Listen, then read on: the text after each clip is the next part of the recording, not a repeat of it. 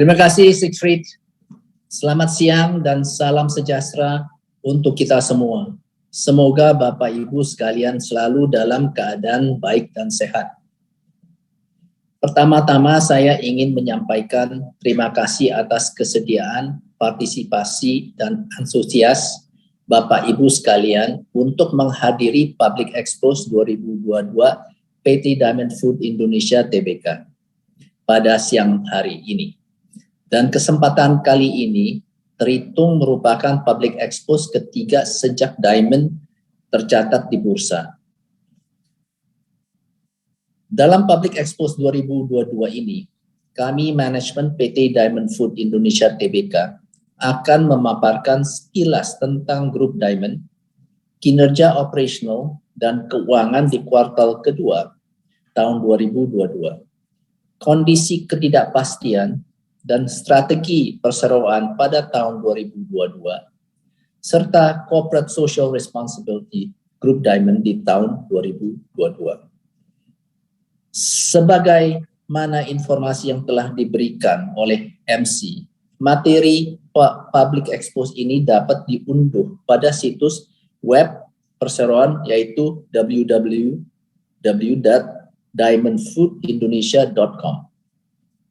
Bapak Ibu sekalian, pada kesempatan ini saya akan menyampaikan sekilas Grup Diamond dan mengajak Bapak Ibu untuk lebih mengenal Diamond Group lebih dekat. Grup Diamond memulai usaha sebagai produsen es krim di tahun 1974. Sehingga terhitung telah 48 tahun kami beroperasi dan hadir di tengah masyarakat Indonesia. Diamond bertumbuh, bertransformasi menjadi platform makanan dan minuman yang paling unggul di Indonesia. Bertransformasi menjadi perusahaan go public pada Januari 2020 lalu. Merupakan salah satu milestone Diamond yang membuka perlombaan maraton yang baru bagi Diamond Food Indonesia. Memasuki perlombaan maraton yang baru, Diamond Group terus berusaha meningkatkan kualitas sumber daya manusia yang merupakan aset utama dan berperan penting dalam keberhasilan usaha Diamond. Hingga 30 Juni 2022, jumlah karyawan Grup Diamond tercatat 7.010 orang karyawan. Dengan komposisi dengan status tetap sebagai 6.131 karyawan dan status karyawan tidak tetap sebagai 879 karyawan. Melalui entitas anaknya, yaitu PT Sukanda Jaya, Grup Diamond dengan bangga mendistribusikan produk merek sendiri dan merek para prinsipal kami dengan suhu terkendali dari awal sampai akhir secara luas telah menjangkau seluruh wilayah Indonesia. Distribusi ini mencakup kemampuan penyimpanan pada suhu beku, suhu dingin atau refrigerated, suhu AC, dan suhu ruang. Jejaring distribusi cold chain Grup Diamond saat ini telah menjangkau seluruh wilayah Indonesia dengan kekuatan armada pengiriman lebih dari 1.000 unit dengan 23 titik distribusi yang memasok produk ke 34 provinsi di Indonesia melalui berbagai channel penjualan kami.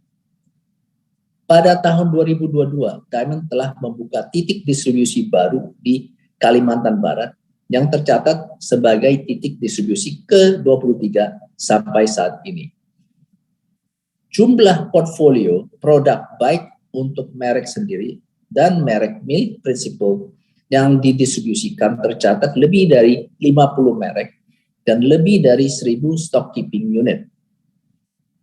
Melalui entitas anak yaitu PT Diamond Cold Storage, Grup Diamond memiliki 4 fasilitas produksi, di mana 3 fasilitas produksi berada di kawasan Industri MM 2100 Cikarang Barat dan 1 fasilitas produksi berada di Cimahi. Dengan fasilitas produksi yang dimiliki dan dioperasikan sendiri, Grup Diamond terus menerapkan operational excellence dengan menjaga mutu dan dapat merespon cepat perubahan permintaan untuk produk Diamond secara optimal. Lini untuk Diamond terdiri dari produk dairy, jus, daging olahan, keju, coklat, yogurt, es krim, dressing, hingga bakery. Bapak Ibu sekalian, sebagaimana keterbukaan yang telah diberikan kepada publik terkait corporate actions yang telah terlaksana di tahun 2022, struktur perseroan atau grup Diamond saat ini sebagaimana terlihat pada layar. Pada tahun 2022, perseroan melalui entitas anak yaitu PT Sukanda Jaya telah merampungkan akuisisi atas 2 perusahaan yaitu PT Telunjuk Komputasi Indonesia pada Februari 2022 dan PT Fit Indonesia Tama pada September 2022 lalu. Corporate action ini merupakan langkah perseroan membangun jembatan ekspansi aktivitas distribusi pada saluran e-commerce, melakukan pengembangan dan sistem teknologi informasi, serta menambah variasi portfolio produk dan merek yang dimiliki oleh Grup Diamond. Bapak Ibu sekalian, izinkan saya menyampaikan rasa syukur atas pertumbuhan pendapatan pada kuartal 2 2022, di mana pendapatan tercatat sebesar rupiah 4,05 triliun atau tumbuh 20,82% year on year dibanding tahun 2021.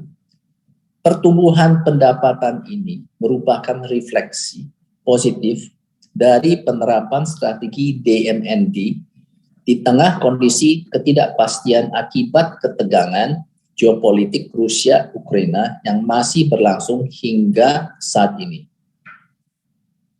Bapak Ibu sekalian, untuk kinerja operasional perseroan sampai dengan kuartal 2 tahun 2022, dapat kami sampaikan terdapat momentum yang mendorong meningkatnya pendapatan. Hal ini dapat dilihat dari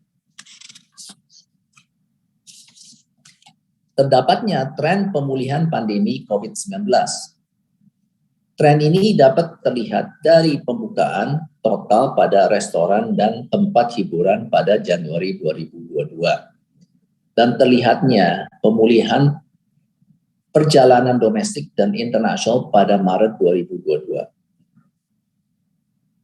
Tren pemulihan pada pandemi COVID-19 ini mencatatkan kinerja positif perseroan pada kuartal 2 tahun 2022 jika dibanding tahun 2021.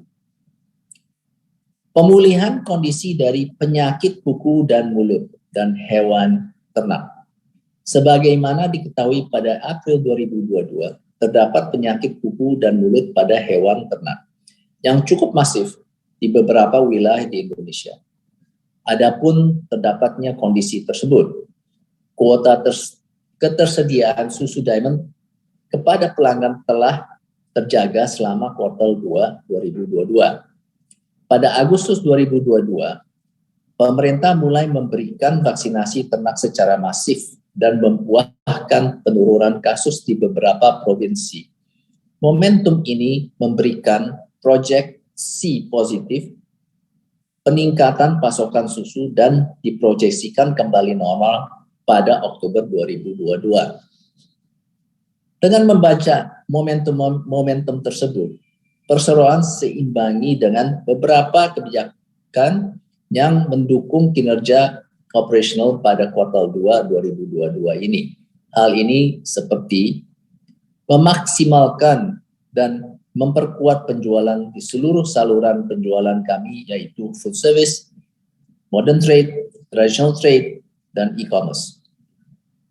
Memperkuat penetrasi pada modern trade, traditional trade, e-commerce, dan melakukan ekspansi gerai Diamond Fair serta memperluas area distribusi dan produk yang relevan serta berperan aktif dalam membantu pelaksanaan vaksinasi PMK dan bekerja sama dengan koperasi peternak susu dalam mengoptimalisasi pasokan dan minimalisasi dampak PMK.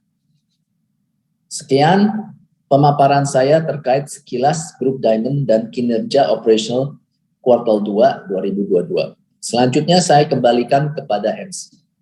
Terima kasih. Baik, terima kasih Pak Jansenan. Selanjutnya, pemaparan keuangan kuartal 2 tahun 2022 akan disampaikan oleh Bapak Richard Yohanes Purwadi. Kepada Bapak Richard Yohanes Purwadi, kami persilahkan. Terima kasih Pak Safrid. Bapak dan Ibu sekalian, pada kesempatan kali ini saya akan memaparkan mengenai kinerja keuangan Diamond pada periode kuartal 2 tahun 2022. Dari sisi pendapatan, perseroan membukukan pendapatan untuk periode yang berakhir 30 Juni 2022 adalah sebesar 4,05 triliun, yang dalam hal ini mengalami kenaikan sebesar 20,82% atau sebesar 698 miliar apabila dibandingkan dengan periode yang sama di tahun 2021 yang sebesar 3,35 triliun rupiah. Adapun faktor utama kenaikan tersebut merupakan akibat dari kondisi perekonomian yang berangsur pulih dari dampak pandemi COVID-19. Dari sisi laba operasi, perseroan untuk tahun yang berakhir 30 Juni 2022 adalah sebesar 247 miliar rupiah atau mengalami kenaikan sebesar 62,21% atau sebesar 95 miliar dibandingkan dengan periode yang sama tahun 2021 yang sebesar 152 miliar. Untuk laba bersih perseroan tahun yang berakhir 30 Juni 2022 adalah sebesar 197 miliar atau mengalami kenaikan sebesar 54,5% atau sebesar 69 miliar kalau dibandingkan dengan periode yang sama tahun 2021 yang sebesar 128 miliar. Untuk beban pokok penjualan, perseroan membukukan sebesar 3,18 triliun atau mengalami kenaikan sebesar 22,3% atau sebesar 579 miliar rupiah dibandingkan dengan periode yang sama tahun lalu sebesar 2,60 triliun. Kenaikan beban pokok penjualan ini lebih tinggi kalau dibandingkan pertumbuhan pendapatan dikarenakan adanya kenaikan harga beli produk dan bahan baku yang juga diikuti dengan melemahnya nilai tukar rupiah terhadap US dollar. Untuk beban penjualan dan distribusi, perseroan membukukan sebesar 414 miliar, itu mengalami kenaikan sebesar 7,1% atau sebesar 27 miliar apabila kita bandingkan dengan periode yang sama di tahun 2021 yang sebesar 387 miliar rupiah. Sedangkan beban administrasi perseroan adalah sebesar 239 miliar rupiah, mengalami kenaikan sebesar 14,68% atau sebesar 30 miliar apabila kita bandingkan dengan periode yang sama tahun lalu, yaitu sebesar 208 miliar. Kenaikan biaya operasional tersebut terutama untuk mendukung pertumbuhan pendapatan serta kenaikan biaya gaji karyawan untuk mendukung pencapaian target kita di tahun 2022. Next slide. Untuk posisi neraca keuangan, jumlah aset perseroan per 30 Juni 2022 adalah sebesar 6,59 triliun rupiah. Ini mengalami peningkatan sebesar 4,7% atau sebesar 296 miliar rupiah apabila dibandingkan dengan posisi keuangan per 31 Desember 2021 yang sebesar 6,29 triliun rupiah. Faktor utama kenaikan tersebut adalah kenaikan aset tidak lancar, yaitu terutama aset tetap. Dari sisi liabilitas perseroan, per 30 Juni 2022, perseroan membukukan liabilitas sebesar 1,38 triliun rupiah atau mengalami kenaikan sebesar 7,7% atau 98 miliar rupiah dibandingkan dengan posisi per 31 Desember 2021 yang sebesar 1,28 triliun rupiah. Kenaikan tersebut terutama disebabkan oleh adanya kenaikan liabilitas jangka pendek, terutama utang bank. Kemudian dari posisi ekuitas perseroan per 30 Juni 2022 adalah sebesar 5,22 triliun rupiah atau mengalami peningkatan sebesar 3,9%, yaitu sebesar 197 miliar apabila dibandingkan dengan posisi per 31 Desember 2021 yang sebesar 5,02 triliun rupiah. Kenaikan posisi ekuitas tersebut adalah karena laba bersih yang dicatat selama periode berjalan dari Januari sampai dengan Juni tahun 2022. Demikianlah paparan mengenai kinerja keuangan yang dapat saya sampaikan. Untuk selanjutnya saya kembalikan kepada moderator. Terima kasih.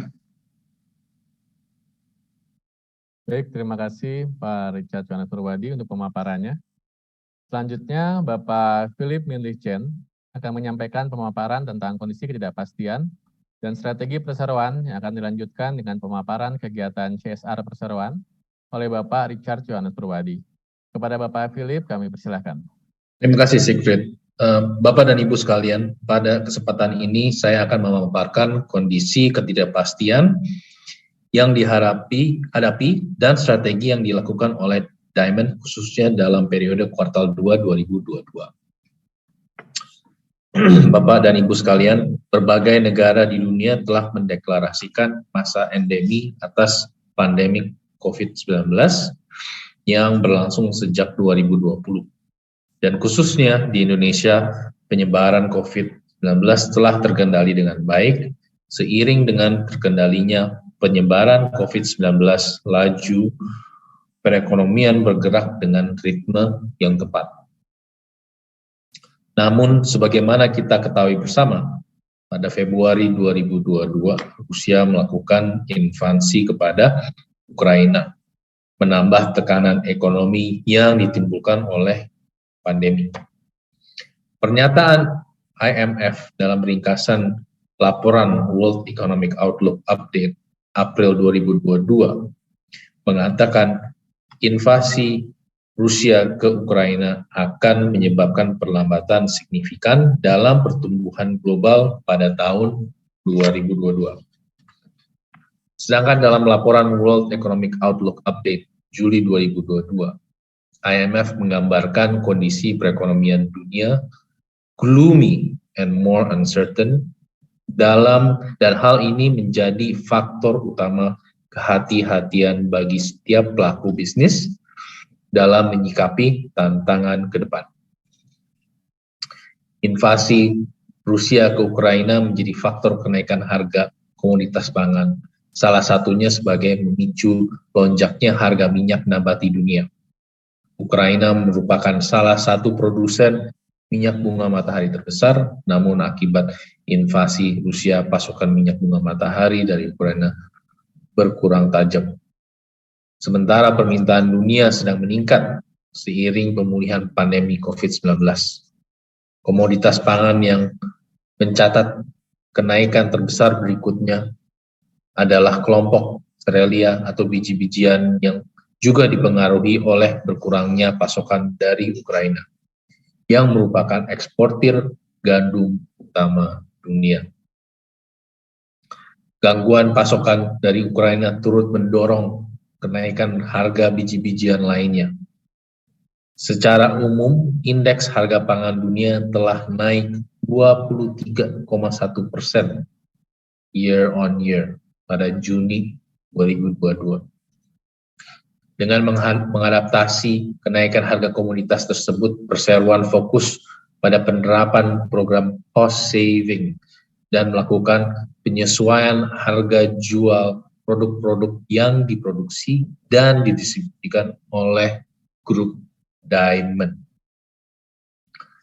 Seiring kenaikan harga komoditas, tingkat inflasi tahunan Indonesia pada Juni 2022 tercatat mencapai 4,3% year on year.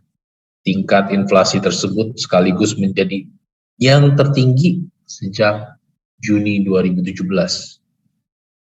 Menurut Badan Pusat Statistik, inflasi Indonesia pada Juni 2022 terjadi karena kenaikan harga pada sebagian besar kelompok pengeluaran dengan tingkat inflasi tertinggi berasal dari kelompok makanan, minuman, dan tembakau sebesar 8,26% year on year. Per Juli 2022, inflasi mencapai 4,94% year on year. Hal ini merupakan inflasi tertinggi dalam 5 tahun terakhir. Dengan kondisi inflasi yang terus melaju, memberi dampak daya beli masyarakat kian tertekan. Dapat dirasakan masyarakat baru menapaki tangga pemulihan akibat dampak pandemi COVID-19.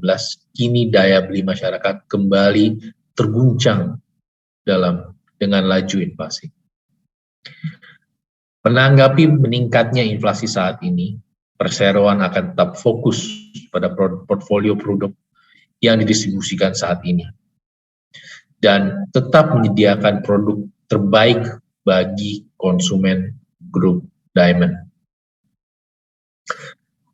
Bapak Ibu sekalian, pada tahun 2022 ini target kinerja Diamond adalah mencapai pertumbuhan pendapatan hingga double digit dibanding tahun 2021 silam.